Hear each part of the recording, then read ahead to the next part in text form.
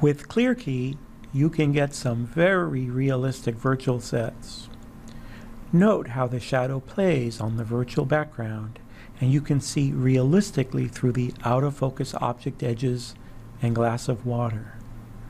You can adjust the density of the shadows and transparency of the water, although approximating the original shadows and transparency usually looks the most authentic.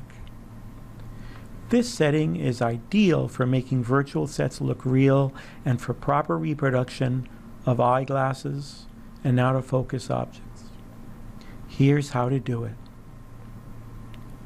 Bring up the ClearKey control panel by clicking on the foreground's source monitor ClearKey pilot light.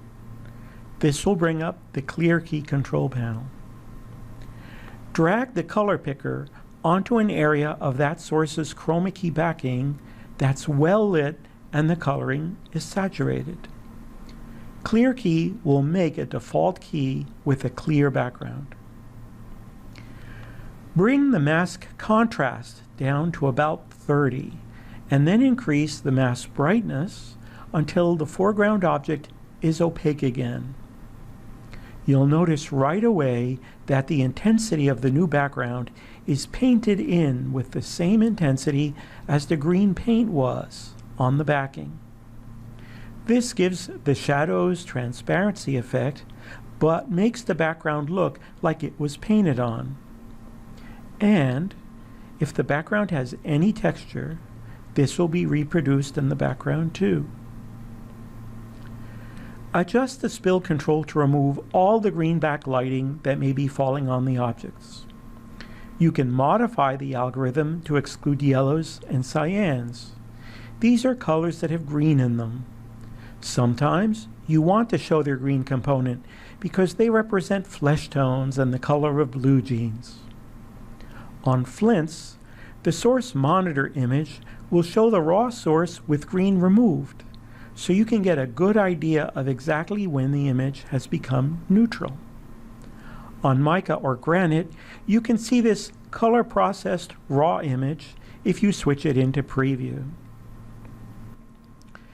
It can be hard to tell when the foreground is really properly opaque or transparent. For that, we have a mask that shows exactly where the foreground will be opaque, transparent, and in between. Turn it on here. The mask is like an alpha channel in an image file. White represents where the foreground is totally opaque. Black represents where the foreground is totally transparent. And everything in between is proportionally translucent. To make total opacity and transparency more obvious, these extremes are shown with a slight yellow or blue color. Adjust the mask contrast and brightness to make everything you want to be solidly opaque yellow and everything you want to be solidly clear blue. Your ClearKey settings can be saved here. They will also be saved if you save the foreground in a memory or macro. It's saved as one of the content settings. By the way, if a more traditional key is desired with a clear, full amplitude background, this is possible with ClearKey too, and the subject of another video.